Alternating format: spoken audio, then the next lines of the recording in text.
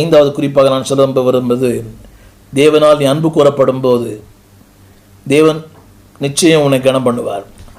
18ஆம் வசனத்தை படிக்கிறேன்.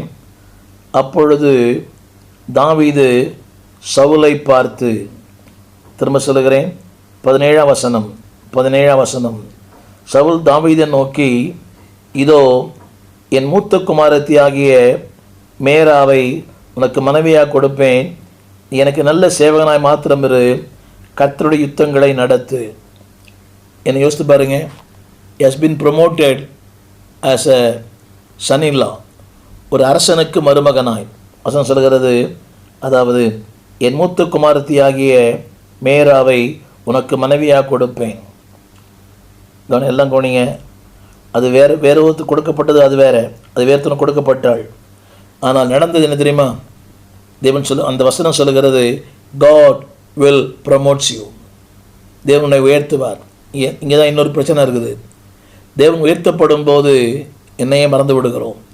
ஊழியர்கள் அநேகரை பார்க்கிறேன், உயர்த்தப்பட்ட அநேகர் இன்றைக்கு கடந்த காலத்தை மறந்து விடுகிறார்கள். எனக்கு இருக்கிற பிரபலங்கள் எல்லாருமே ஒரு காலத்தில் அடிப்படை தேவைக்காக ஏங்கினவர்கள். சைக்கிளில் போனவங்க தான், குடிசை வீட்டில் இருந்தவங்க தான், ஓட்டு வீட்டில் இருந்தவங்க தான். யோசித்து பாருங்கள், அடுத்த வேலை பிள்ளைகளுக்கு பால் வாங்க காசு இல்லாதவங்க. ஆனால் உயர்த்தப்பட்ட உடனே எல்லாவற்றையும் மறந்து they forget everything. இத்தனை 51 ஆண்டுகளாக இந்த ஊழியத்தில் பல ஊழியர்களை பார்த்துருக்கிறேன். சந்தித்து உண்டு உறங்கி ஒரு லெவல் வந்த பிறகு 4 பேர் எல்லாமே மாறிப்போகுது. யோசித்து பாருங்கள், அவென்றால் வருகிறான், போவென்றால் போகிறான். இல்லை, அன்னைக்கு நான் வான்னு சொன்ன வரத்துக்கு ஆளே இல்லை, போன்னு சொன்னால் போகிறதுக்கு ஆளே இல்லை. யோசித்து பாருங்கள், அவர் போயுமே அவருக்கு ரட்சிப்பாயிற்று ஆண்டவருக்கு. இன்றைக்கி ஊழியர்களுக்கு அநேகருடைய வாழ்க்கையில் பார்க்குறேன், உணர்ந்து சொல்லுகிறேன், அறிந்து சொல்லுகிறேன். they forget the beginning. தன் ஆரம்ப கால வாழ்க்கையை மறந்துடுறாங்க.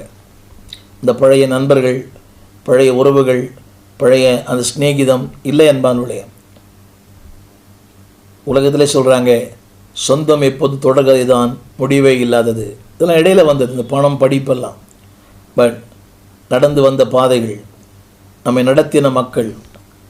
Is a man of humble. அவ்வளோ உயர்த்தப்பட்டாலும் அவன் சொல்லுகிறான் 18, நான் எம்மாத்திரம், என் ஜீவன் எம்மாத்திரம், என் தகப்பன் வம்சம் எம்மாத்திரம். எத்தனை அருமையான சாட்சி. நான் எம்மாத்திரம். உடனே காலரை தூக்கிறோம். பார்த்தியா அவன் எப்படி என்னை மாற்றிட்டா, பார்த்தியா என்னவோ சொன்னியே, என்ன பார். இல்லை, புரியுதா உங்களுக்கு? பதவி வரும்போது பணிவு வர வேண்டும்.